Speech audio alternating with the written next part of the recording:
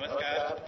राष्ट्रव्यापी कार्यक्रम बेटी बचाओ बेटी पढ़ाओ का शुभारंभ करने के लिए पानीपत के ऐतिहासिक धरा पर पधारे माननीय प्रधानमंत्री श्री नरेंद्र मोदी जी का हार्दिक स्वागत अभिनंदन है। आप सबके करतल ध्वनि के साथ, आप सबकी बहुत स्नेह से भरी और सम्मान से भरी तालियों के साथ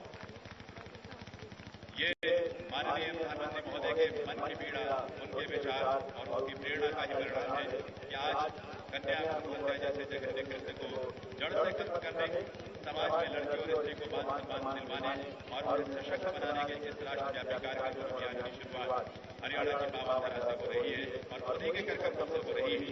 मैं निवेदन करूंगा हरियाणा के मुख्यमंत्री श्री मनोहर लाल जी से कि वे माननीय प्रधानमंत्री महोदय को बुके पुष्प भेज करके उनका अभिनंदन करें, उनका स्वागत करें और साथ ही एक पैच जो कि इस अवसर पर एक लोगों के रूप में है।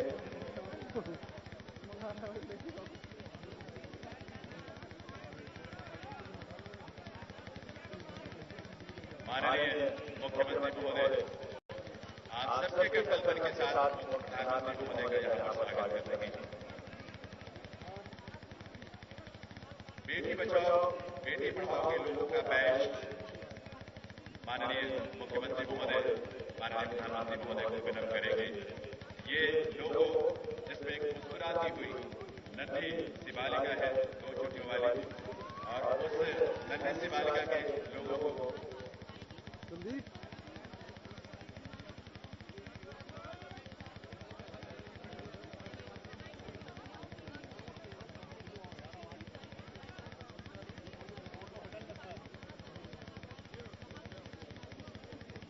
लोगों का बैच जो बेटी बचाओ बेटी पढ़ाओ के इस कार्यक्रम का है, मुख्यमंत्री महोदय माननीय प्रधानमंत्री महोदय को विनम्र कर रहे हैं और मैं अब विनम्रता के साथ प्रार्थना करूंगा माननीय मुख्यमंत्री हरियाणा श्री मनोहर लाल जी से कि वे स्वागत संबोधन के लिए पधारें। माननीय प्रधानमंत्री और सभी गणमान्य लोगों को आपका स्वागत करने के लिए पधारें। आदरणीय मुख्यमंत्री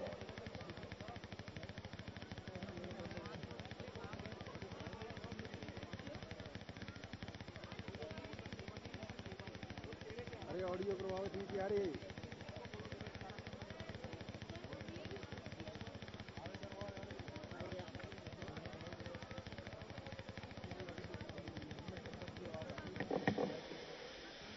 परम आदरणीय देश के प्रधानमंत्री श्री नरेंद्र मोदी जी, यहीं से प्रॉब्लम है। महामहिम राज्यपाल आदरणीय श्री कप्तान सिंह जी सोलंकी, माननीय केंद्रीय महिला बाल विकास मंत्री श्रीमती मेनका संजय गांधी जी, केंद्रीय संचार और सूचना प्रौद्योगिकी मंत्री श्री रविशंकर प्रसाद जी, केंद्रीय स्वास्थ्य एवं परिवार कल्याण मंत्री श्री जगत प्रकाश नड्डा जी,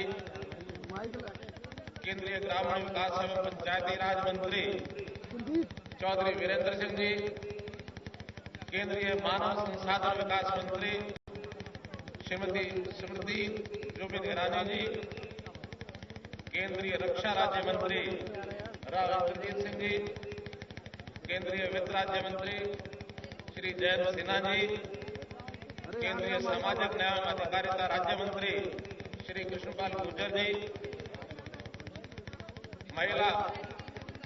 हरियाणा महिला एवं बाल विकास मंत्री श्रीमती कविता जैन जी, राज्य मंत्री श्री कृष्ण बेदी जी, जानी मानी अभिनेत्री श्रीमती माधुरी दीक्षित नेने जी, प्रदेश के सभी मंत्रीगण, विधायकगण, सांसदगण, सभी अतिथिगण, केंद्र एवं राज्य सरकार के अधिकारीगण, उपस्थित बुजुर्गों, भाइयों बहनों, पत्रकार, छायाकार मित्रों, आज इस विशाल रैली में हथकरघा नगरी पानीपत की ऐतिहासिक धरती पर आप सबका स्वागत एवं अभिनंदन करता हूं। प्रधानमंत्री जी, आपके नेतृत्व को स्वीकार करते हुए पूरे देश के साथ साथ हरियाणा की जनता ने भी प्रदेश में एक राजनीतिक परिवर्तन किया है। विधानसभा में आप स्वयं यहां 10 रैलियों में आए, ठीक है। जनता ने आपसे प्रेरणा प्राप्त की। जिस प्रकार से आपने देश भर में परिवर्तन की इच्छा जताई है, उसी प्रकार हम भी अपने प्रदेश में ये सब करने के लिए तत्पर हैं, कटिबद्ध हैं। आज आपके ओजस्वी विचार सुनने के लिए इस भारी जनसमूह में, जिसमें माताएं, बहनें, बेटियां, इनकी संख्या पुरुषों से भी अधिक है, आज आपको सुनने के लिए आए हैं। वर्षा के मौसम के बावजूद इतनी बड़ी संख्या में सब आए, मैं आप सबका भी अभिनंदन करता हूं। प्रधानमंत्री जी, आपने पिछले 8 महीने में देश भर के विकास के रथ को आगे बढ़ाने के लिए और एक अच्छा वातावरण बनाने के लिए बहुत सी नई नई योजनाओं का शुभारंभ किया, जैसे प्रधानमंत्री जन धन योजना, जैसे स्वच्छ भारत स्वस्थ भारत, मेक इन इंडिया, सांसद आदर्श ग्राम योजना, स्मार्ट सिटी कार्यक्रम आदि। एक स्वच्छ प्रशासन, भ्रष्टाचार मुक्त पारदर्शी शासन, कम से कम शासन और अधिकतम सुशासन, ये सब काम आपने, हम आपका इन सब कामों के लिए अभिनंदन करते हैं। इसी तर्ज पर हमने हरियाणा में भी पिछले 3 महीने में प्रधानमंत्री जन योजना के अंतर्गत 100% लक्ष्य प्राप्त किया है। स्वच्छ हरियाणा, स्वस्थ हरियाणा, ये भी हमारा संकल्प है। मेक इन इंडिया को प्रभावी बनाने के लिए लेकिन हरियाणा हमारे एजेंडे पर है। हमने विधायक आदर्श ग्राम योजना एवं अधिकारी आदर्श ग्राम योजना शुरू की है और स्मार्ट सिटी के तर्ज पर अन्य शहरों में भी वैसी स्कीमें लागू करेंगे।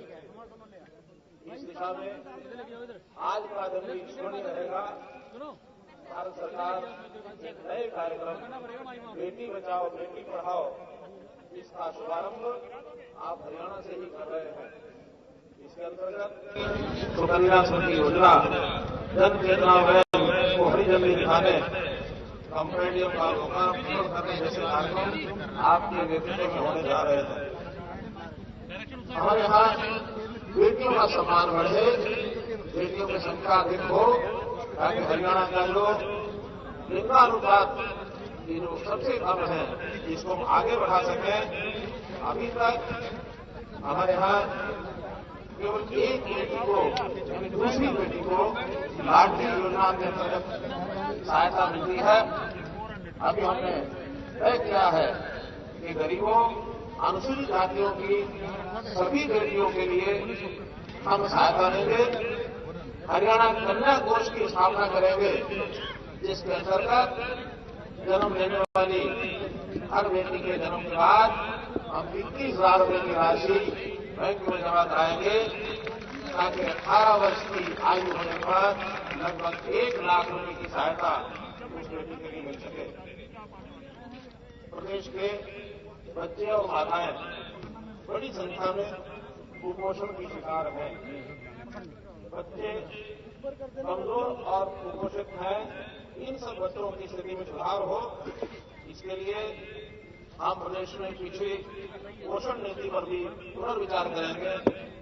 स्टेट हेल्थ मिशन की तर्ज पर स्टेट न्यूट्रिशन मिशन, इसका भी गठन करेंगे। शिशु मृत्यु दर IMR हमारे प्रदेश में 41 है, ये बहुत अधिक है। इसको कम करने के लिए हम गठन करेंगे।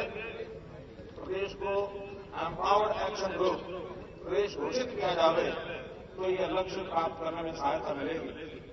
स्वच्छ हरियाणा स्वस्थ हरियाणा के अंतर्गत सभी विद्यालयों, विशेषकर लड़कियों के विद्यालयों में हम शौचालय बनाएंगे। केवल बनवाना ही पर्याप्त नहीं, इसके रखरखाव के लिए हम हरियाणा स्वच्छता कोष की स्थापना करेंगे, ताकि व्यवस्था को आगे चालू रखा जा सके।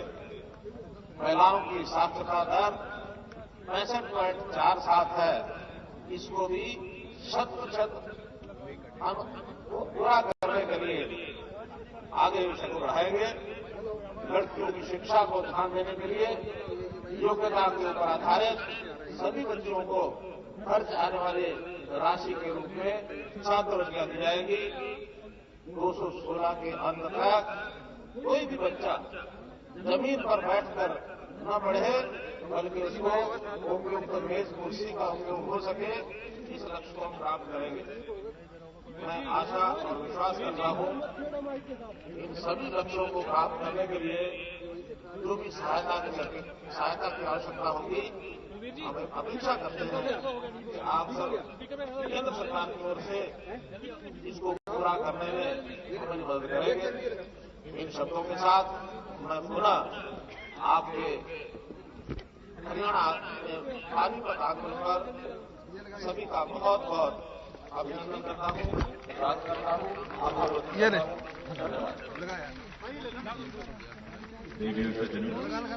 देश का हर नागरिक फिर खराब होगा। संवेदनशील नागरिक कन्या भ्रूण हत्या और बालिकाओं की घटती संख्या से आहत है और चिंतित है।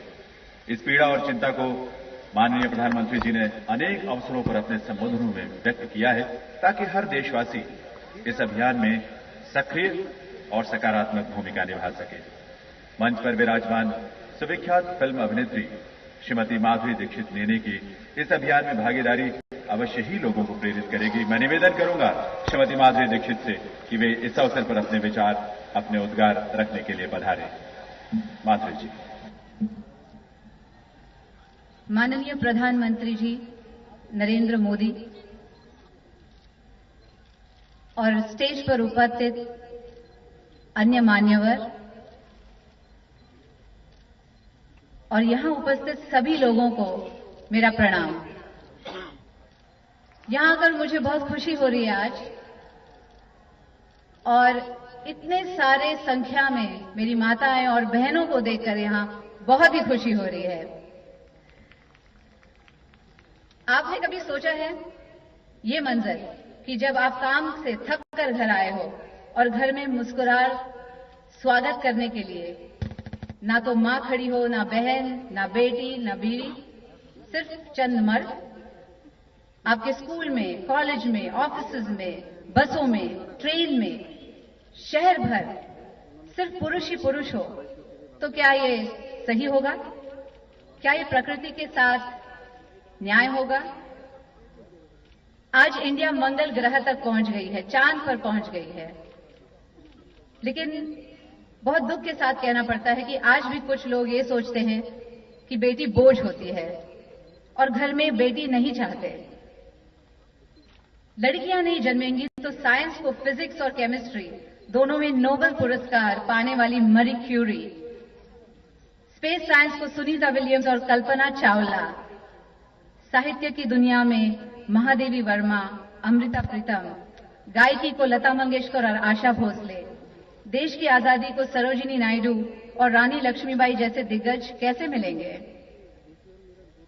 और सवाल सिर्फ लड़कियों को जन्म देने का नहीं है, उन्हें सही पोषण, सही शिक्षा और उचित अधिकार देने का भी सही प्रोग्राम होना चाहिए, क्योंकि घर हो, परिवार हो, समाज हो या फिर देश, प्रगति तभी करेगा जब उसकी औरतें शिक्षित और सशक्त होगी। एक बच्चा सबसे ज्यादा अपनी मां से सीखता है। मां उससे जिस जबान में बात करती है वही भाषा वो सबसे पहले सीखता है। मां जितनी शिक्षित होगी, बच्चा भी उतना ही सभ्य, अक्लमंद और संस्कारी होगा। हम क्यों बेटियों को जन्म लेने नहीं दे रहे हैं? और अगर जन्म दे भी दिया तो क्यों उसे कुपोषित रखकर, उसे अशिक्षित रखकर, उसे उसके अधिकारों से वंचित रखकर अपने समाज का और अपने देश का बुरा कर रहे हैं? घरों में बेटियां नहीं होंगी तो आप अपने बेटों की शादी किससे कराएंगे? और इसी में से निकलती है अपराध, हिंसा और अत्याचार। मैं व्यक्तिगत तौर से मानती हूं कि बेटा और बेटी में कोई फर्क नहीं होता। मेरे खुद के परिवार में हम 3 बहनें हैं और 1 भाई, और मैं गर्व से कह सकती हूं कि मेरे बाप ने कभी दोनों में भेदभाव नहीं किया। और काश ये हर घर में ऐसा ही बर्ताव हो। आंकड़ों के अनुसार लड़कियों की संख्याएं दिन ब दिन घटती जा रही है और this is very alarming, it's a warning bell. और इसीलिए मुझे गर्व है कि हमारी नई सरकार ने पहले ही साल में बेटी बचाओ बेटी पढ़ाओ योजना की शुरुआत की है। एक मां, एक बेटी, एक बीवी, एक बहन के नजरिए से मुझे इस प्रोग्राम से बहुत उम्मीद है। उम्मीद है कि देश में और बेटियां पैदा होंगी। उम्मीद है उन्हें इतना प्यार, सम्मान और शिक्षण मिले, इतने मौके मिले कि वो हमारे देश को दुनिया में प्रथम देश बना दें। गांधी जी ने कहा था कि अगर बदलाव लाना है तो आप खुद वो बदलाव बनिए। You have to be the change.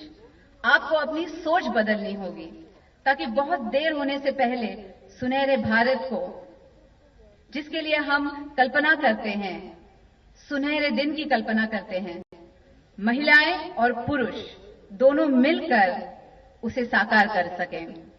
धन्यवाद और जय हिंद। बहुत बहुत आभार माधुरी जी का उनके संबोधन के लिए और यहां उनकी उपस्थिति के लिए। देवी सज्जनों, अब हम निवेदन करेंगे यहां मंचासीन केंद्रीय महिला एवं बाल विकास मंत्री श्रीमती मेनका संजय गांधी से कि वे अपने संबोधन के लिए पधारें। माननीय मंत्री महोदय।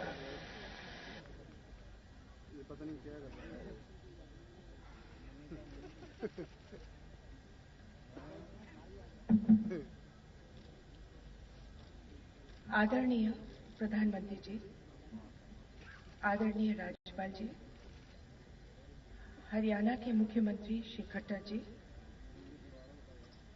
मंत्रिमंडल के सारे सहयोगी मंत्री, सभी राज्यों से आए हुए मंत्रीगण तथा अधिकारीगण, हमारे मेहमान माधुरी दीक्षित जी, हरियाणा के भाइयों और बहनों, देश की आजादी हुए, देश को आजाद हुए 67 साल हो गए हैं। ऐसे समय में कोई ये सोचे कि एक देश जो विकास की ओर अग्रसर है उसमें पुरुष और महिला का दर्जा बराबर का होना चाहिए, लेकिन ऐसा हो नहीं पाया है। अब हम इस मुकाम पर खड़े हैं जहां महिलाओं का अस्तित्व खतरे में पड़ गया है। हमारे समाज में महिलाओं पर अत्याचार होता रहा है, परंतु पिछले कुछ सालों से सबसे बड़ा अत्याचार जो सामने आया है वो है कन्या भ्रूण हत्या। इसका नतीजा ये है कि महिलाओं की संख्या गिरते गिरते यहां तक आ गई है कि हर 1000 लड़कों के लिए औसतन 914 लड़कियां ही हैं। कुछ प्रदेशों में तो ये संख्या केवल 840 है और कुछ प्रदेशों में 900 ही है। इसका मतलब है कि करीबन 2000 लड़कियां रोज मारी जाती हैं और ये किसी भी देश, किसी भी समाज के लिए शर्म की बात है। मैं प्रधानमंत्री जी का धन्यवाद करना चाहती हूं कि उन्होंने इस मामले को इतनी गंभीरता से लिया है। उन्होंने पिछले साल पद संभालते ही महिलाओं और बच्चों के विकास एवं सुरक्षा के मुद्दे पर हम सबको ध्यान दिलाया और 15 अगस्त को ये ऐलान किया कि हमारी सरकार बेटी बचाओ बेटी पढ़ाओ पर पूरा ध्यान देगी और साथ में हमारी सरकार महिलाओं के आर्थिक एवं सामाजिक विकास के लिए बड़े कदम उठाएगी। आज अगर हम आपके सामने इस जनसभा में खड़े हैं तो ये प्रधानमंत्री जी की ही सोच का नतीजा है। पिछले 2 दिन में देश के सारे महिला एवं बाल विकास विभागों के मंत्री अधिकारीगण पानीपत में जमा होकर के इस विषय पर चर्चा कर रहे हैं कि महिलाओं और बच्चों के विकास का आसान तरीका क्या हो सकता है। महिलाओं की स्थिति में बदलाव लाने के लिए माननीय प्रधानमंत्री जी ने खुद बेटी बचाओ बेटी पढ़ाओ योजना को शुरू करने के लिए पानीपत को चुना था। हमने इस योजना के लिए देश के 100 ऐसे जिलों को लिया है जहां स्थिति सबसे गंभीर है। हरियाणा के जिलों में 1000 लड़कों के अनुपात में केवल 775 से 837 तक लड़कियां हैं, जिसका अर्थ है कि 1000 लड़कियों के जन्म के साथ करीबन 150 से लेकर के 250 लड़कियां की या तो गर्भ में या तो जन्म के बाद हत्या की जाती है। हरियाणा में स्थिति इतनी गंभीर है कि सरकारी आंकड़ों के मुताबिक करीबन 70 गांवों में कई सालों से कोई लड़की पैदा ही नहीं हुई। कुछ गांव में है जहां 1000 मर्दों के सामने केवल 500 या कम महिलाएं हैं। बेटी बचाओ बेटी पढ़ाओ अभियान के लिए प्रधानमंत्री जी ने मेरे श्रीमती स्मृति ईरानी जी के और श्री नड्डा जी के मंत्रालय को चुना है। हम लोग अपने तमाम साधन इस कार्यक्रम के लिए उपलब्ध करवा रहे हैं। मैं सभी राज्य सरकारों और विशेष रूप से हरियाणा सरकार का अभिनंदन करती हूं, जिन्होंने इस कार्यक्रम में पूरा योगदान दिया है। लेकिन सरकार चाहे कितना भी प्रयास करे, ये कार्यक्रम तभी सफल होगा जब आप भारतवासी इस मुहिम में हमारे साथ जुड़ेंगे। जिस दिन हम ये सोचे कि भगवान ने 2 ही लिंग बनाए हैं तथा दोनों एक दूसरे के बिना अधूरे हैं, तभी हमारी मानसिकता बदलेगी। ये भ्रूण हत्या क्यों हो रही है? गलती केवल पुरुष की नहीं होती, परिवार के अन्य बड़े बूढ़ों भी गलती करते हैं। ये उस मां की भी गलती है जो परिवार के दबाव में आकर भ्रूण हत्या के लिए राजी होती है। ये उन डॉक्टरों की भी गलती है जो बिना सोचे समझे कानून को तोड़कर मां बाप को लिंग परीक्षण करके ये बता देते हैं कि पेट में बेटा है या बेटी। हम लड़कियों को गर्भ में क्यों मारते हैं? पैदा होने के बाद उन्हें जहर क्यों देते हैं? उनको कम पोषण देकर 2 साल की उम्र से पहले क्यों मरने देते हैं? इसकी सबसे अहम वजह हमारी सोच है कि लड़की पराई है और लड़कों से कम है। लड़की पराई कैसे हुई? क्या उसने आपकी कोख से जन्म नहीं लिया? क्या वो जिंदगी भर आपकी बेटी नहीं रहेगी? सच बताएं, जब आप बीमार होते हैं तब आपके काम कौन आती है? लड़कियां कभी कभी ससुराल छोड़कर के मायके वापस आते हैं माँ बाप का ख्याल रखने। आज के दिन अगर आप अपने बेटी को अच्छी तालीम देंगे तो उसकी नौकरी पुरुष के बराबरी में नहीं लग सकती है क्या? क्या महिला खेतों में उतना काम नहीं करती है जितना पुरुष करते हैं? फौज में, पुलिस में, सरकार में, अस्पताल में, आईटी इंडस्ट्रीज में सब जगह लड़कियां मौजूद हैं। हिंदुस्तान की सबसे पहले महिला अंतरिक्ष यात्री भी एक लड़की थी, कल्पना चावला, और वो भी आपके हरियाणा से। जहां महिलाओं की संख्या बढ़ती है, देश का निरंतर विकास होता है। जब समाज में महिलाएं कम हो जाती है तो नुकसान सबको होता है। देश में लाखों अच्छे टीचर कम हो जाते हैं, लाखों अस्पताल में नर्स कम हो जाती हैं, पत्नियों को दूसरे प्रदेशों में ढूंढना पड़ता है। महिलाओं की संख्या जब कम होती है तो समाज में प्यार की कमी हो जाती है, हिंसा बढ़ती है, घरों में रूखापन सा आता है। प्रधानमंत्री जी ने ये सब देखते हुए इस कार्यक्रम को अपना चौथा तीर बनाया है, जो देश को विकास के पद पर ले जाने के लिए है। मेक इन इंडिया, स्वच्छ भारत अभियान, जन धन योजना के साथ बेटी बचाओ बेटी पढ़ाओ मोदी जी का चौथा बड़ा कार्यक्रम है। इस कार्यक्रम में हम आपसे ये मदद चाहेंगे। पहला, हर पैदा होने वाले बच्चे का जन्म सरकारी या निजी अस्पताल में होना चाहिए ताकि उनका रिकॉर्ड रखा जा सके। 2, कार्यक्रम के बारे में जानकारी प्रदान करने के लिए हम हर गांव में वैन भेज रहे हैं। आप अपने गांव के लोगों से ये कार्यक्रम जरूर दिखाएं। 3, हर गांव में एक गुड्डा गुड्डी बोर्ड लगाया जाएगा। इस बोर्ड पर गांव में पैदा होने वाले हर बच्चे के जन्म की जानकारी डाली जानी चाहिए ताकि ये देखा जाए कि कितने लड़के और कितनी लड़कियां पैदा हुई हैं। 4, आप जिला अधिकारी को ये सूचना दें कि क्या कोई परिवार कन्या भ्रूण के गर्भपात की योजना बना रहा है। हालांकि गर्भपात कानूनी है, परंतु लड़की होने की वजह से गर्भपात कराना गैर कानूनी है। 5, हम चाहेंगे कि हर आंगनबाड़ी, हर आशा वर्कर तथा नर्स इस कार्यक्रम में शामिल हो।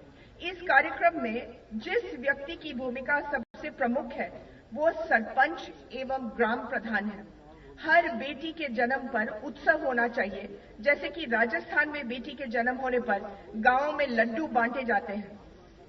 छात्रों को नुक्कड़ नाटक द्वारा इस विषय पर बताना चाहिए। जिन गांव में बेटा बेटी का अनुपात सामान्य होगा उन्हें भी इनाम दिया जाएगा। इस प्रकार जो अधिकारी आंगनबाड़ी कार्यकर्त्री, आशाएं, एनजीओ, रोटरी क्लब जैसे क्लब इत्यादि अच्छे कार्य करते हैं, उन्हें भी इनाम दिया जाएगा। हम ये भी चाहेंगे कि हर धार्मिक संस्था इस प्रोग्राम में अपनी ताकत दे। इस कार्यक्रम के साथ साथ महिला एवं बाल विकास मंत्रालय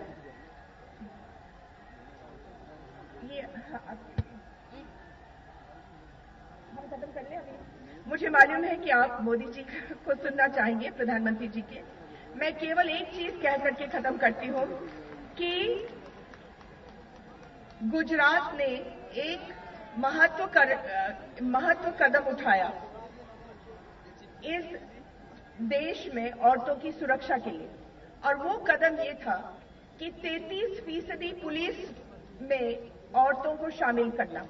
हम ये चाहेंगे कि हरियाणा क्या पूरे देश में अगर हम 33% औरतों को शामिल करें तो भ्रूण हत्या, दहेज, अन्य ऐसे जो बीमारियां हैं जिनसे औरतों के ऊपर अत्याचार होता है वो कम हो सकती है। मैं धन्यवाद देती हूं कि आपने, मुख्यमंत्री जी को धन्यवाद देती हूं कि आपने हमारी प्रोग्राम में इतनी बड़ी हिस्सेदारी की और आप सब लोगों को कि आप आए। धन्यवाद।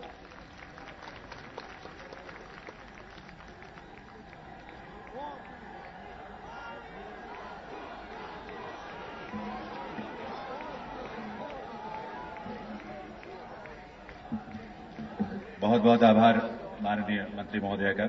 देवी और सज्जनों, भारत सरकार बेटी बचाओ बेटी पढ़ाओ कार्यक्रम के शुभारंभ के उपलक्ष्य में आज एक और नई योजना की शुरुआत कर रही है, जिसका शुभारंभ भी माननीय प्रधानमंत्री महोदय यहां अपने कर कमरों से करेंगे। ये है सुकन्या समृद्धि योजना। इस योजना में 10 वर्ष तक की कोई भी बच्ची अपना खाता खोल सकती है। बहुत सारे लाभ हैं। हम माननीय प्रधानमंत्री महोदय से निवेदन करते हैं कि सुकन्या समृद्धि योजना अकाउंट का पासबुक भेंट करके सुकन्या समृद्धि योजना का शुभारंभ करें। आमंत्रित करते हैं 5 बच्चियों को, जिन्हें माननीय प्रधानमंत्री महोदय ये प्रतीक रूप में सुकन्या समृद्धि योजना अकाउंट का पासबुक भेंट करेंगे। सबसे पहले अमूल्या, इसके पश्चात अर्शिया,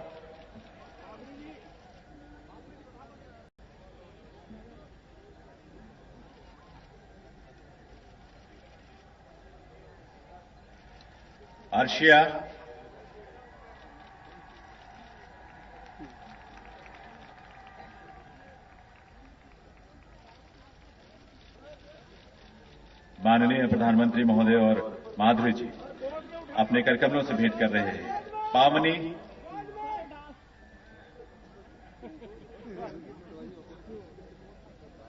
पावनी,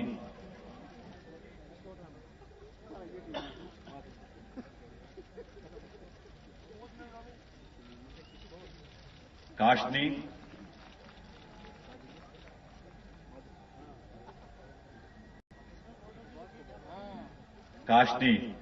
और इसके पश्चात आमंत्रित करेंगे पलक को।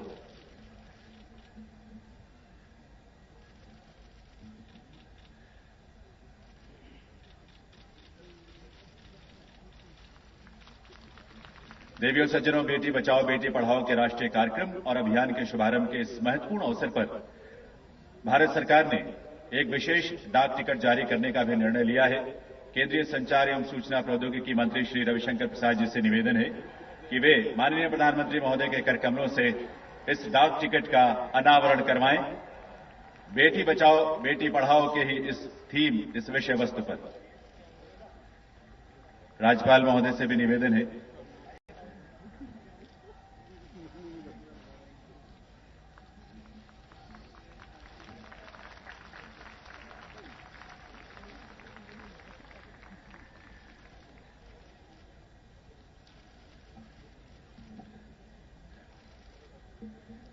बेटी बचाओ बेटी पढ़ाओ कार्यक्रम के इस अवसर पर माननीय प्रधानमंत्री महोदय अपने कर कमलों से मंच से ही बटन दबाकर ई फ्लैग के माध्यम से प्रतीक रूप में एक प्रचार वाहन का यहां पे उसे रवाना करेंगे।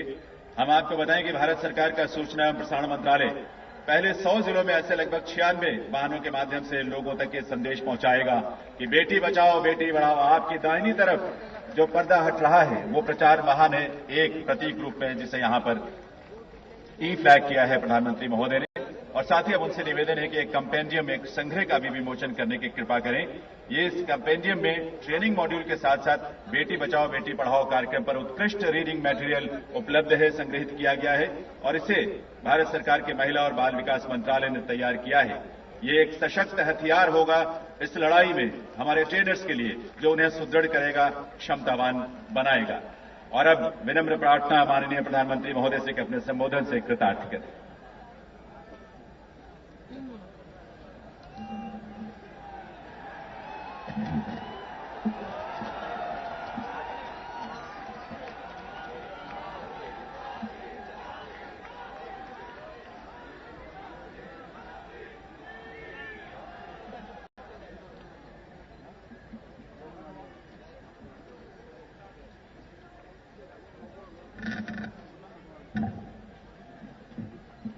मंच पर विराजमान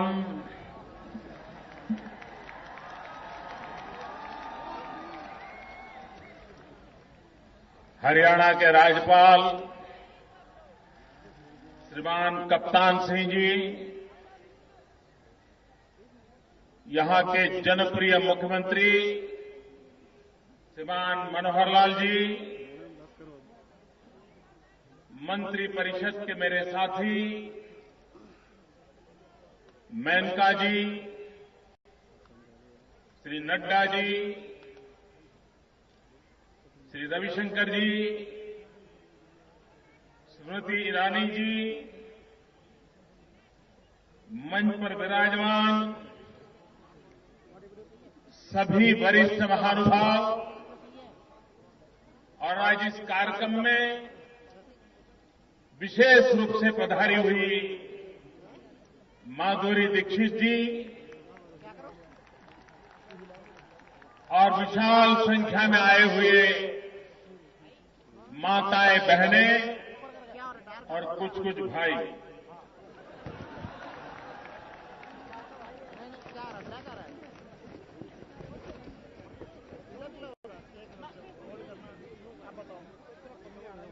आज पानीपत की धरती पर हम एक बहुत बड़ी जिम्मेवारी की ओर कदम रख रहे हैं। मुझे परेशान मत कर, मैं पहले बोल चुका हूं। ये अवसर किस सरकार ने क्या किया और क्या नहीं किया, इसका लेखा जोखा करने के लिए नहीं। गलती किसकी थी, गुनाह किसका था, ये आरोप प्रत्यारोप का वक्त नहीं है। पानीपत की धरती पर ये अवसर हमारी जिम्मेवारियों का एहसास कराने के लिए, सरकार हो, समाज हो, गांव हो, परिवार हो, मां बाप हो, हर किसी की एक सामूहिक जिम्मेवारी। और जब तक एक समाज के रूप में हम इस समस्या के प्रति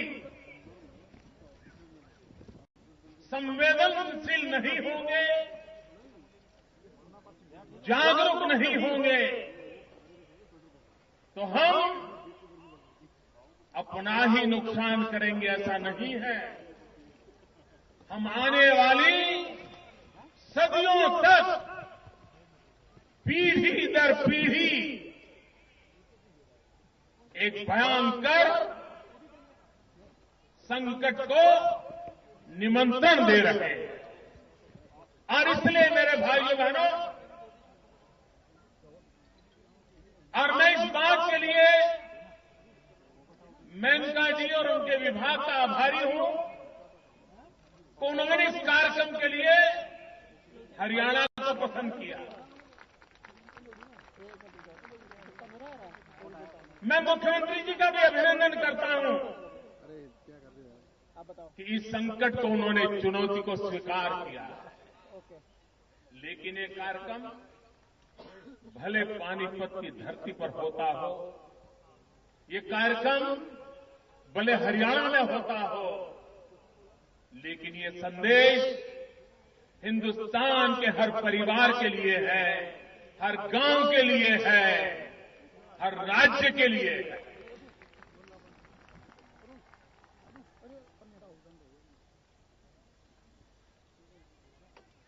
क्या कभी हमने कल्पना की है जिस प्रकार की समाज की अवस्था हम बना रहे हैं, अगर यही चलता रहा तो आने वाले दिनों में हाल क्या? आज भी हमारे देश में 1000 बालक पैदा हो तो उसके सामने 1000 बालिकाएं भी पैदा होनी चाहिए, वरना संसार चक्र नहीं चल सकता। आज पूरे देश में ये चिंता का विषय है। यही आपके हरियाणा में झज्जर जिला देख लीजिए, महेंद्रगढ़ जिला देख लीजिए, 1000 बालक के सामने 750 बच्चियां हैं। 1000 में करीब 225 बच्चे कमारे रहने वाले हैं। मैं जरा माताओं से पूछ रहा हूं, अगर बेटी पैदा नहीं होगी तो बहू कहां से लाओगे?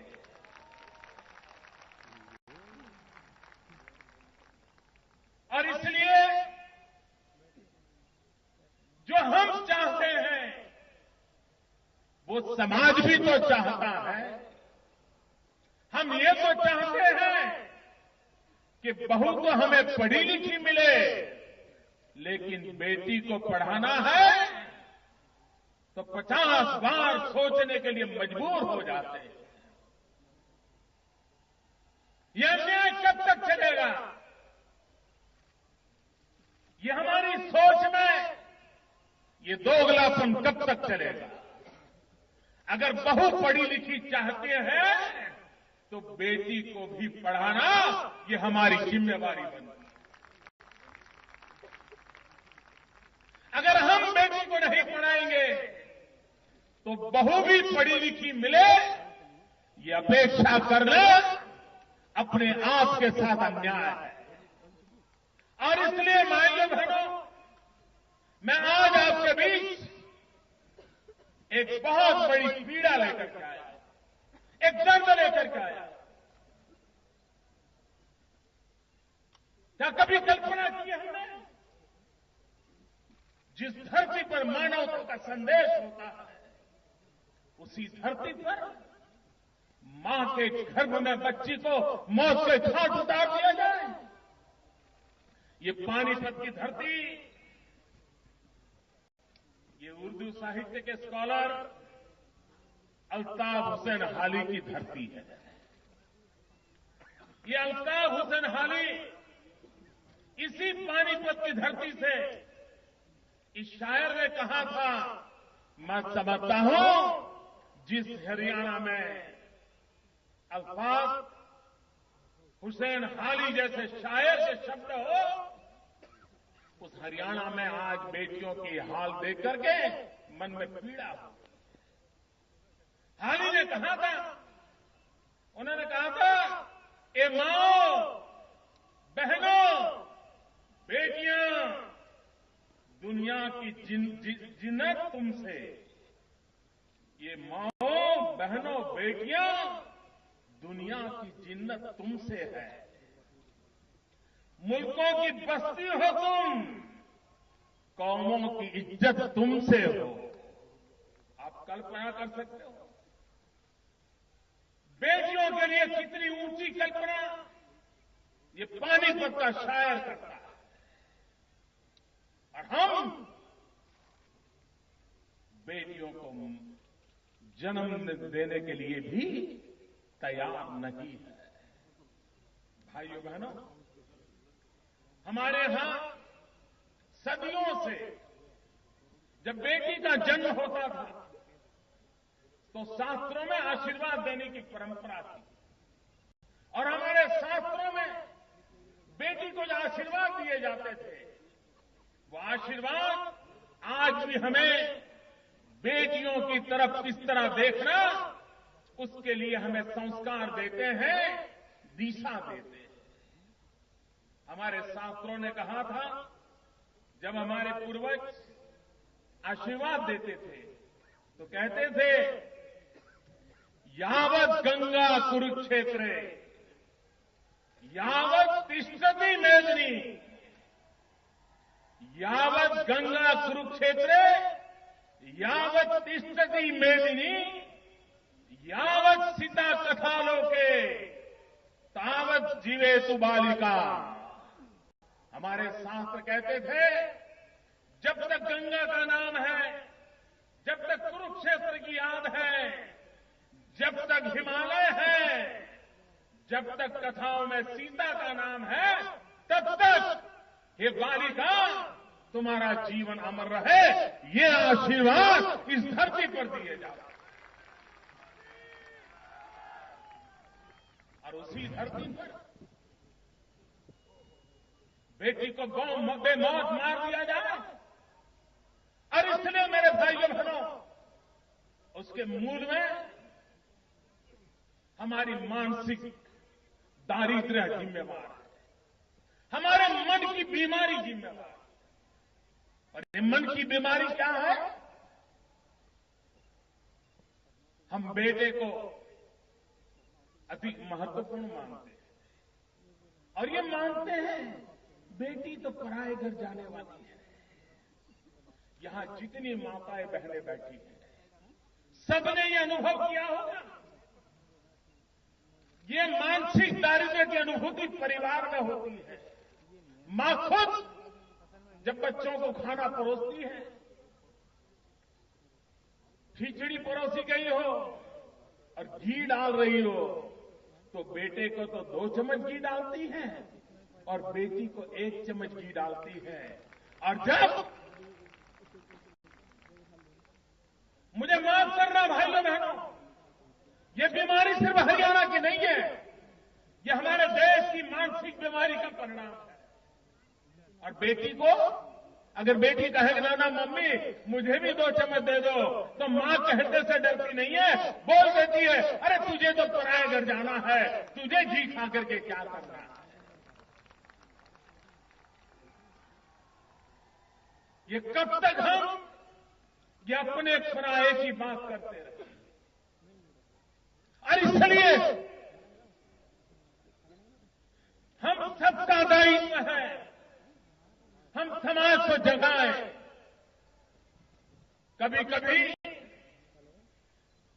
जिस बहन की पेट में बच्ची होती है, वो कतई नहीं चाहती है कि उसकी बेटी का मार दिया जाए, लेकिन परिवार का दबाव, माहौल, घर का वातावरण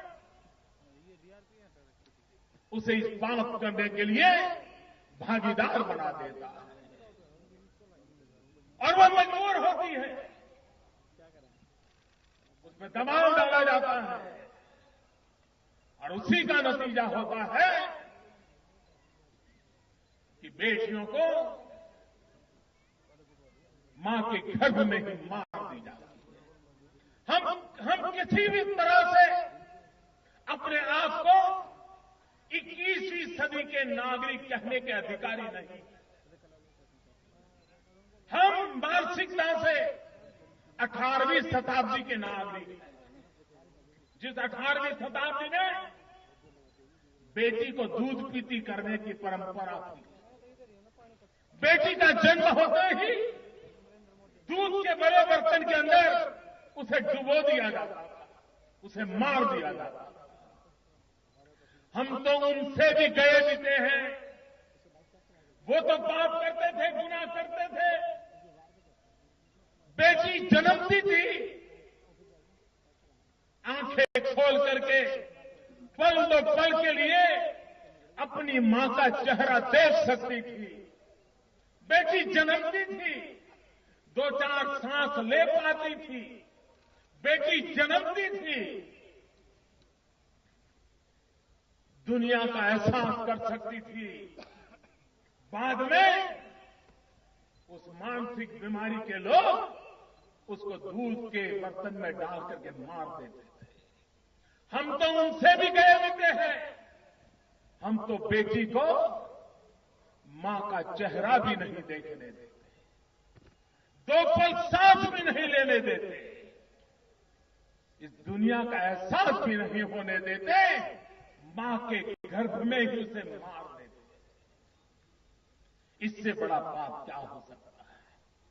और हम संवेदनशील नहीं है, ऐसा नहीं है। कुछ साल पहले इसी हरियाणा में कुरुक्षेत्र जिले में हल्दाहेड़ी गांव में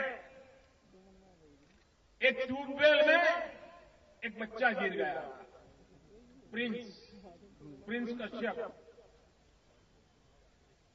10-15 साल हुए होंगे शायद। और सारे देश के टीवी वहां मौजूद थे, सेना आई थी एक बच्चे को बचाने के लिए, और पूरा हिंदुस्तान टीवी के सामने बैठ गया था। परिवारों में माताएं खाना नहीं पका रही थी। हर पल एक दूसरे को पूछते थे, क्या प्रिंस बच गया? क्या प्रिंस सलामत निकला ट्यूबवेल से? करीब 24 घंटे से भी ज्यादा समय हिंदुस्तान की सांसें रुक गई। एक प्रिंस, न वो केरल तमिलनाडु का कोई रिश्तेदार नहीं था, लेकिन देश की संवेदनाएं जग रही थी। उस बच्चे को जिंदा निकले, इसके लिए देश भर की माताएं बहनें दुआएं करती थी। मैं जरा पूछना चाहता हूं, एक प्रिंस, इसकी जिंदगी पर संकट आए, हम बेचैन बन जाते हैं। लेकिन हमारे अड़ोस पड़ोस में आए दिन बच्चियों को मां के पेट में मार दिया जाए, लेकिन हमें पीड़ा तक नहीं होती है। तब सवाल उठता है, हमारी संवेदनाओं को क्या हुआ?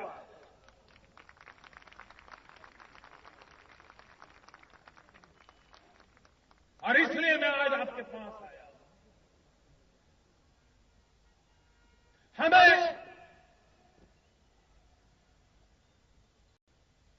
बेटियों को मारने का हक नहीं है। और ये सोच है बुढ़ापे में बेटा काम आता है, इससे बड़ी गलतफहमी किसी को नहीं होनी चाहिए। अगर बुढ़ापे में बेटे काम आए होते तो पिछले 50 साल में जितने वृद्धाश्रम खुले हैं शायद उतने नहीं खुले होते।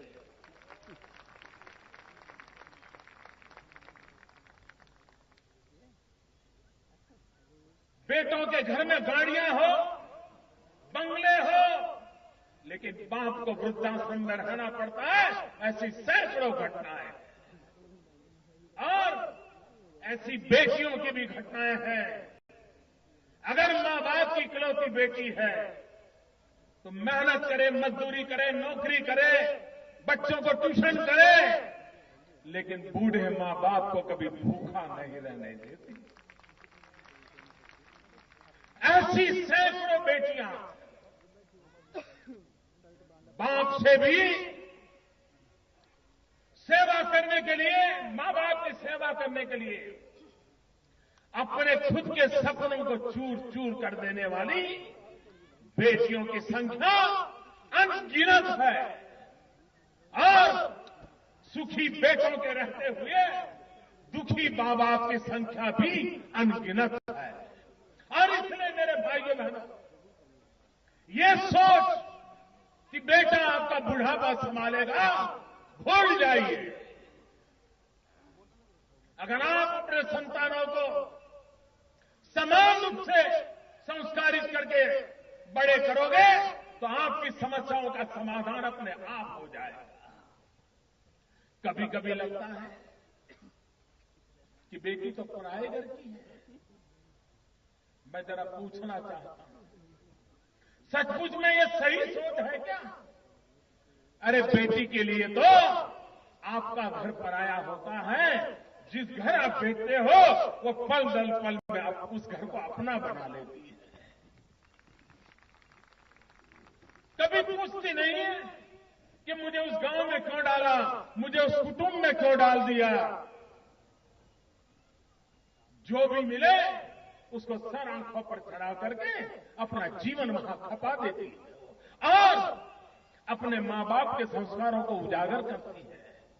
अच्छा होता है तो कहती है मेरी मां ने सिखाया है, अच्छा होता है तो कहती है मेरे मां बाप के, मेरे मायके के संस्कार के कारण मैं अच्छा कर रही हूं।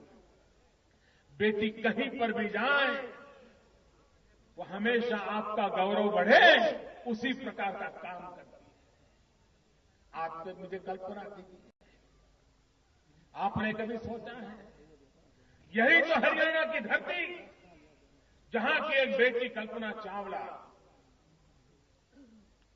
पूरा विश्व जिसके नाम पर गर्व करता है,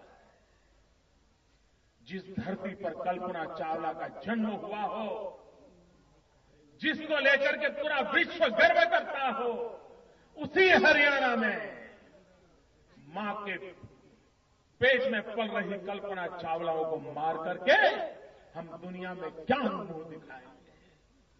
और इसलिए मेरे भाइयों बहनों, मैं आज आपसे आग्रह करने आया और ये बात देख लीजिए,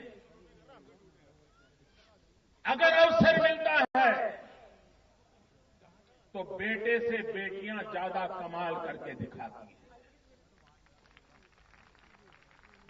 आज भी आपके हरियाणा के और हिंदुस्तान के किसी भी राज्य के 10th या 12th के रिजल्ट देख लीजिए, फर्स्ट 10 में से 6 या 7 तो बच्चियां होती हैं जीतने वाली, बेटों से ज्यादा नंबर लाती हैं। आप हिंदुस्तान का पूरा एजुकेशन सेक्टर देख लीजिए, टीचर्स में 70-75% महिलाएं शिक्षक के रूप में काम कर रही हैं। आप हेल्थ सेक्टर देख लीजिए, हेल्थ सेक्टर में 60% से ज्यादा शुश्रूषा के क्षेत्र में बहनें दिखाई दे रही हैं। अरे हमारा एग्रीकल्चर सेक्टर, कोई पुरुष सीना तान करके न घूमे कि हमारा एग्रीकल्चर सेक्टर सिर्फ पुरुषों के कारण चला है। आज भी भारत में एग्रीकल्चर सेक्टर, कृषि और पशुपालन, उसमें महिलाओं की बराबरी की हिस्सेदारी है। वो भी खेतों में जाकर के उतनी ही मेहनत करती है, वो भी उतना ही कंट्रीब्यूशन करती है और खेत में काम करने वाले मजदूरों को संभालने के काम भी वही महिला करती है। पश्चिम के लोग भले कहते हो, लेकिन हमारे देश में महिलाओं का सक्रिय कंट्रीब्यूशन रहता है, आर्थिक गतिविधि में रहता है। खेलकूद देख लीजिए, पिछले दिनों जितने गेम्स हुए उसमें इनाम पाने वाले अगर लड़के हैं तो 50% इनाम पाने वाली लड़कियां हैं, गोल्ड मेडल लाने वाली लड़कियां हैं। खेलकूद हो, विज्ञान हो, व्यवसाय हो, सेवा का क्षेत्र हो, शिक्षा का क्षेत्र हो, आज महिलाएं रत्ती भर भी पीछे नहीं है। और ये सामर्थ्य हमारी शक्ति में है। और इसलिए मैं आपसे आग्रह करना आया हूं कि हमें बेटे और बेटी में भेद करने से बीमारी से निकल जाना चाहिए। बेटा बेटी एक समान, यही हमारा मंत्र होना चाहिए। और एक बार हमारे मन में बेटा और बेटी के प्रति एक समानता का भाव होगा तो ये पाप करने की जो प्रवृत्ति है वो अपने आप रुक जाएगी। और ये बात, इसके लिए कमिटमेंट चाहिए, संवेदना चाहिए, जिम्मेवारी चाहिए। मैं आज आपके सामने एक बात बताना चाहता हूं। ये बात मेरे मन को छू गई। किसी काम के लिए जब कमिटमेंट होता है, एक दर्द होता है, तो इंसान कैसे कदम उठाता है। हमारे बीच माधुरी दीक्षित जी बैठी है, माधुरी नेने। उनकी माता जी आईसीयू में है, वो जिंदगी का जंग लड़ रही है। और बेटी पानीपत पहुंची है।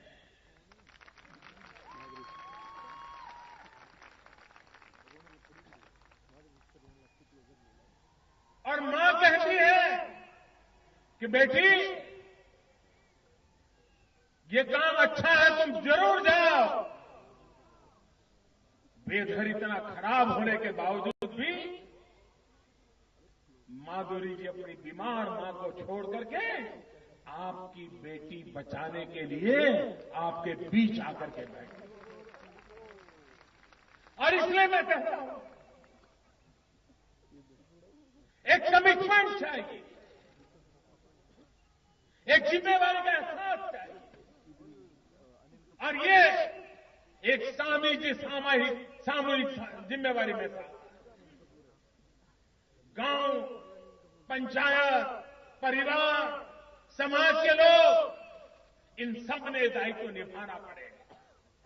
और तभी जाकर के हम इस असंतुलन को मिटा सकते हैं। ये रातों रात मिटने वाला नहीं है।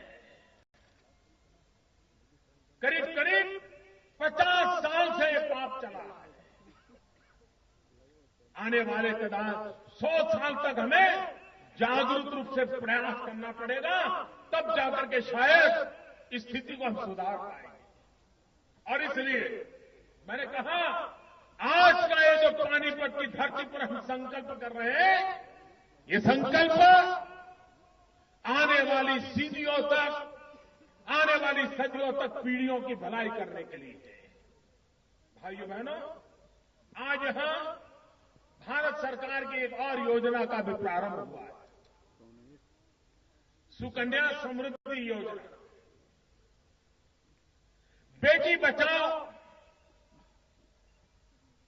बेटी पढ़ाओ, इसको निरंतर बल देना है।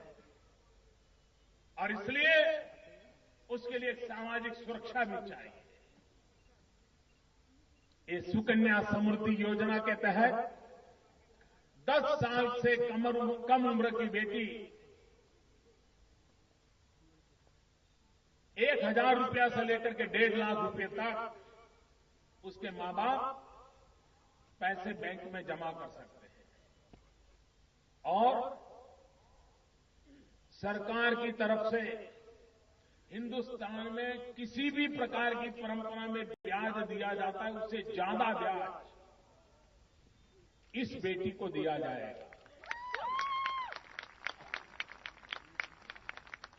उसका कभी इनकम टैक्स नहीं लगाया जाएगा। और बेटी जब 21 साल की होगी, पढ़ाई पूरी होगी या शादी करने जाती होगी, तो ये पैसा पूरा का पूरा उसके हाथ में आएगा और उसको कभी मां बाप के लिए बोझ महसूस नहीं होगी। मैं काशी के लोगों ने मुझे अपना एमपी बनाया है। वहां एक जयापर गांव है, जयापर गांव ने मुझे गोद लिया है और वो जयापर गांव मेरी रखवाली करता है, मेरी चिंता करता है। जयपुर में गया था, मैंने उनको कहा था कि हमारे गांव में जब बेटी पैदा हो तो पूरे गांव का एक बड़ा महोत्सव होना चाहिए, आनंद उत्सव होना चाहिए। और मैंने प्रार्थना की थी कि बेटी पैदा हो तो 5 पेड़ बोने चाहिए। मुझे बाद में चिट्ठी आई, मेरे आने के कुछ एक आध महीने के बाद वहां कोई एक बेटी जन्म का समाचार आया तो पूरे गांव ने उत्सव मनाया और उतना ही नहीं, सब लोगों ने जाकर के 5 पेड़ लगाए। मैं आपको भी कहता हूं, आप भी बेटी पैदा हो 5 पेड़ लगाएंगे, बेटी भी बड़ी होगी, पेड़ भी बड़ा होगा और जब शादी का समय आएगा उन 5 पेड़ बेच दोगे ना तो भी उसकी शादी का खर्चा यूं ही निकल जाएगा। भाइयों बहनों, बड़ी सरलता से समझदारी के साथ इस काम को हमने आगे बढ़ाना है और इसलिए आज मैं हरियाणा की धरती, जहां ये सबसे बड़ी चुनौती है, लेकिन हिंदुस्तान का कोई राज्य बाकी नहीं है कि जहां चुनौती नहीं है। और मैं जानता हूं ये दयानंद सरस्वती के संस्कारों से पली हुई धरती है। एक बार हरियाणा के लोग ठान ले तो वे दुनिया को खड़ी करने की ताकत रखते हैं। मुझको बड़ा बनाने में हरियाणा का भी बहुत बड़ा रोल है। मैं सालों तक आपके बीच रहा, आपके प्यार को भली भांति में अनुभव करता हूं। आपने मुझे पाला, पोसा, बड़ा किया।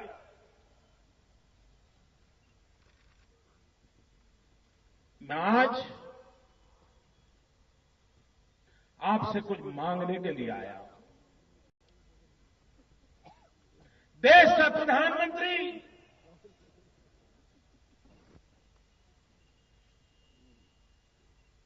एक भिक्षुक बन के आपसे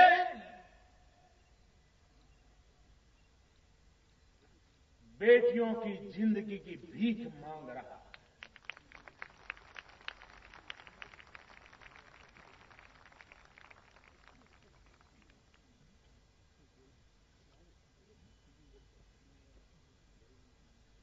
हम बेटियों को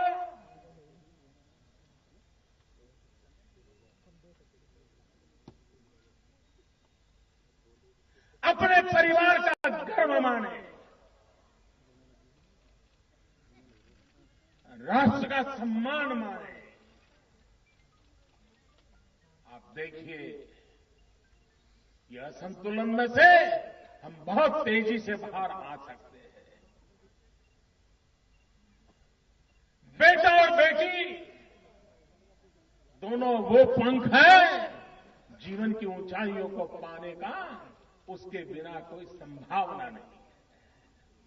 और इसलिए ऊंची उड़ान भी भरनी है तो सपनों को बेटे और बेटी दोनों पंख चाहिए, तभी तो सपने पूरे होंगे। और इसलिए मेरे भाइयों बहनों, हम एक जिम्मेवारी के साथ इस काम को निभाएं। मुझे बताया गया है कि हम सबको शपथ लेना है। आप जहां बैठे हैं वहीं बैठे रहिए, दोनों हाथ ऊपर कर दीजिए और मैं एक शपथ बोलता हूं, मेरे साथ आप शपथ बोलेंगे। मैं शपथ लेता हूं कि मैं लिंग चयन एवं कन्या भ्रूण हत्या का विरोध करूंगा। मैं बेटी के जन्म पर खुश होकर सुरक्षित वातावरण प्रदान करते हुए बेटी को सुशिक्षित करूंगा। मैं समाज में बेटी के प्रति भेदभाव खत्म करूंगा। मैं बेटी बचाओ, बेटी पढ़ाओ का संदेश पूरे समाज में प्रसारित करूंगा। भाइयों बहनों, मैं डॉक्टरों से भी एक बात करना चाहूंगा।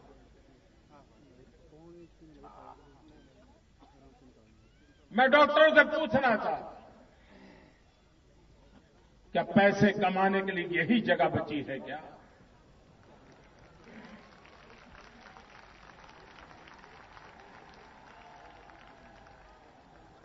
और ये पाप के पैसे आपको सुखी करेंगे क्या? अगर डॉक्टर का बेटा कमारा रह गया और आगे चल करके शैतान बन गया तो डॉक्टर के पैसे किस काम आएंगे? मैं डॉक्टरों को पूछना चाहता हूं, क्या यह आपका दायित्व नहीं है? क्या आप इस पाप में भागीदार नहीं बनेंगे? डॉक्टरों को अच्छा लगे बुरा लगे, लेकिन मैं कहना चाहता हूं कि आपकी जिम्मेवारी है।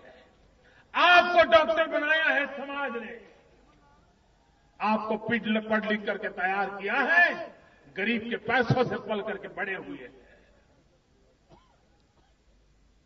आपको पढ़ाया गया है किसी की जिंदगी बचाने के लिए। आपको पढ़ाया गया है किसी की पीड़ा को मुक्त करने के लिए। आपको बच्चियों को मारने के लिए शिक्षा नहीं दी गई है। अपने आप को झकझोरिए, 50 बार सोचिए, आपके हाथ निर्दोष बेटियों की हत्या के खून से रंगने नहीं चाहिए। जब शाम को खाना खाते हो तो उस थाली के सामने देखो, जिस मां ने, जिस पत्नी ने, जिस बहन ने वो खाना पकाया है, वो भी तो किसी की बेटी है। अगर वो भी किसी डॉक्टर के हाथ चढ़ गई होती तो आज आपकी थाली में खाना ना होता। आप भी सोचिए, कहीं उस मां, बेटी, बहन ने आपके लिए जो खाना पकाया है, कहीं आपके खून से रंगे हुए हाथ उस खाने की चपाती पर तो हाथ नहीं लगा रहे। जरा अपने आप को पूछिए मेरे डॉक्टर भाइयों बहनों, ये पाप समाज द्रोह है, ये पाप सदियों की गुनहगारी है। और इसलिए एक सामाजिक दायित्व के तहत, एक कर्तव्य के तहत, और सरकारें किसकी नहीं, ये दोषारोपण करने का वक्त नहीं है। हमारा काम है जहां से जग गए हैं, जाग करके सही दिशा में चलना। मुझे विश्वास है पूरा देश इस संदेश को समझेगा। हम सब मिलकर के देश को भविष्य के संकट से बचाएंगे। और फिर एक बार मैं हरियाणा को इतने बड़े विशाल कार्यक्रम के लिए, और हरियाणा इस संदेश को उठा लेगा तो हिंदुस्तान तो हरियाणा के पीछे चल पड़ेगा। मैं फिर एक बार आप सबको बहुत बहुत बधाई देता हूं, आपका बहुत बहुत धन्यवाद करता हूं। बेटी बचाओ, बेटी पढ़ाओ, इस संकल्प को लेकर के हम जाएंगे। इसी एक अपेक्षा के साथ मेरे साथ पूरी ताकत से बोलिए, भारत माता की। दोनों मुट्ठी बंद करके पूरी ताकत से बोलिए, भारत माता की, भारत माता की, भारत माता की।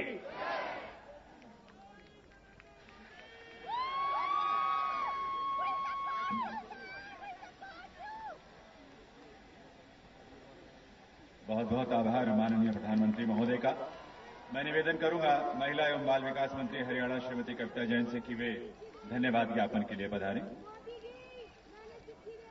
मंच पर उपस्थित बहुत ही आदरणीय यशस्वी ओजस्वी प्रधानमंत्री श्रीमान नरेंद्र मोदी जी, माननीय हरियाणा के राज्यपाल कप्तान सिंह सोलंकी जी, माननीय हरियाणा के यशस्वी मुख्यमंत्री मनोहर लाल खट्टर जी, आदरणीय श्रीमती मेनका संजय गांधी जी, मंच पर उपस्थित सभी माननीय केंद्रीय मंडल के सदस्यगण, माधुरी दीक्षित जी तथा हरियाणा की जागरूक जनता, आप सभी का हरियाणा की धरती पर स्वागत करती हूँ, अभिनंदन करती हूँ।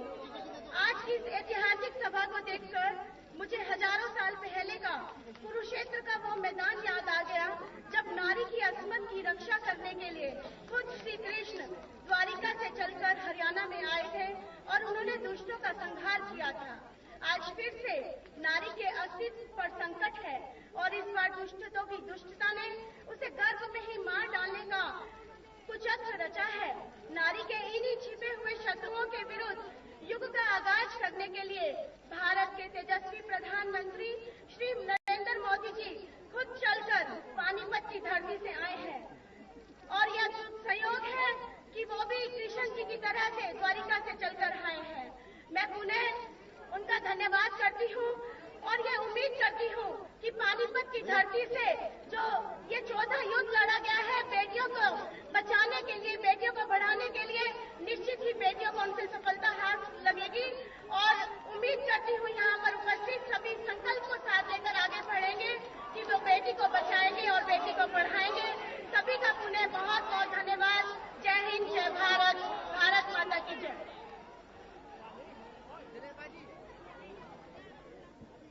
देवियों सज्जनों, बेटी बचाओ बेटी पढ़ाओ के राष्ट्रीय कार्यक्रम का शुभारंभ माननीय प्रधानमंत्री महोदय ने पानीपत की धरा पर पधार कर किया है।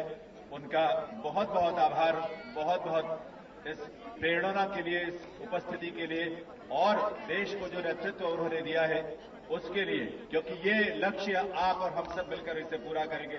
साथ ही हम आभार व्यक्त करना चाहेंगे माननीय राज्यपाल हरियाणा प्रोफेसर कप्तान सिंह सोलंकी का, माननीय मुख्यमंत्री हरियाणा श्री मनोहर लाल जी का, श्रीमती मेनका संजय गांधी केंद्रीय महिला एवं बाल विकास मंत्री भारत सरकार, श्री रविशंकर प्रसाद जी केंद्रीय संचार एवं सूचना प्रौद्योगिकी मंत्री भारत सरकार, जगत प्रकाश नाडा जी केंद्रीय स्वास्थ्य मंत्री, श्रीमती स्मृति जुबिन ईरानी केंद्रीय मानव संसाधन मंत्री, चौधरी वीरेंद्र सिंह जी केंद्रीय पंचायत राज, पेयजल और स्वच्छता मंत्री, मुख्यमंत्री श्री राव इंद्रजीत सिंह केंद्रीय योजना राज्य मंत्री